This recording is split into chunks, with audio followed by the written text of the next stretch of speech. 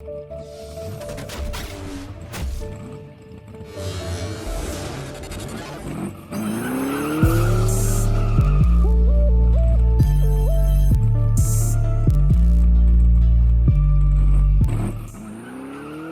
welcome to Clark's Place. Today I'm going to explain kind of what I did on putting my rods into the piston, setting those up with the wrist pin and all that. This came with my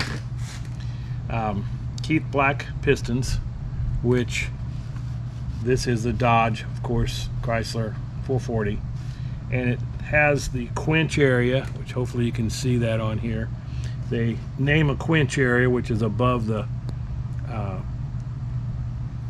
well, it's behind the valves actually, and those all go, as you can see, here's the 8 pistons in the center, towards the center of the motor. So with that in mind, I took, these are all my rods over here, and all my rods and pistons. And what I ended up doing is I've already got the rings, all the rings on there, and of course these all have to be lined up opposite each other, but they're nice big 440. I think they're 60 over, so they're huge. Anyway, the quench area, or the above the cutouts for the valves, is right here, which the motor, yeah, I guess you can see, I've got this labeled. This is number 1, because when you flip it back over, this is on the driver's side. So this would need to go in this way. So if that were to go down in there, of course the quench is on the inside. So with that in mind, the stiff,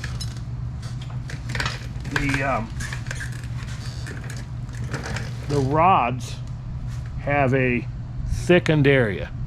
Whoops, I'm not showing you. Has a thickened area on one side, and the other side not so much. I mean, you can definitely see it. Hopefully you can see it on that. And this thickened side goes up against the outside of your journal, I guess, if you want to call it that. These are a little dusty. All that'll get wiped off and more assembly lube put on it when we're ready to put these on. But so the way I set it up was, had them in front of me, has to be on this side. Of course it'll be in there in the block like this, so this is set up correctly. And these pins are these, yeah, wrist pins.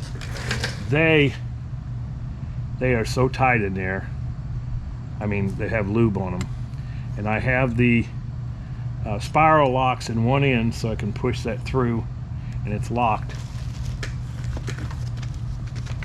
The spiral locks are very easy to use.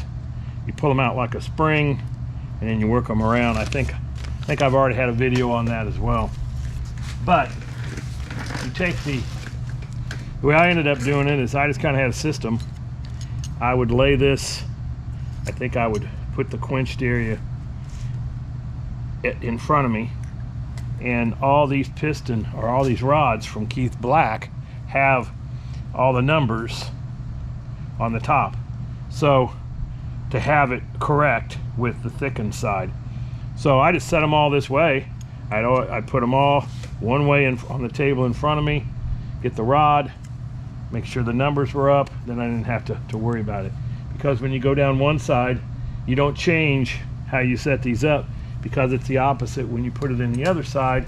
If you were to put it in here, your quench area is here for that side to be in the middle, and of course your thickened side is against this side. So either way you put it in, you have the thickened area up against your it's like a thrust area. So that's how I did that, and we'll be loading these up here soon. I just keep them in plastic. I'm trying to think what else I need to do before I get the pistons put in. Probably that's going to be next, and I'll probably do that maybe this weekend. Today's Thursday, so I have all these ready now, which is great. And I even took, I think I put a number on them. Well, that was all worn off, but yeah, I have a number 2 on that one. And I really don't need to worry about that, because you put them in with the quenched area to the center, and they do fine. But yeah, I got all the bearings in, saddles or whatever you want to call it. All these were torqued down. I think I did a video on that as well, and it's very, very smooth. But all these will have to be wiped, cleaned up before I put the rods on and get the pistons in it. So then my heads are right here, gaskets, and then start assembling the motor. So hopefully that'll be this weekend, and until next time, bye bye.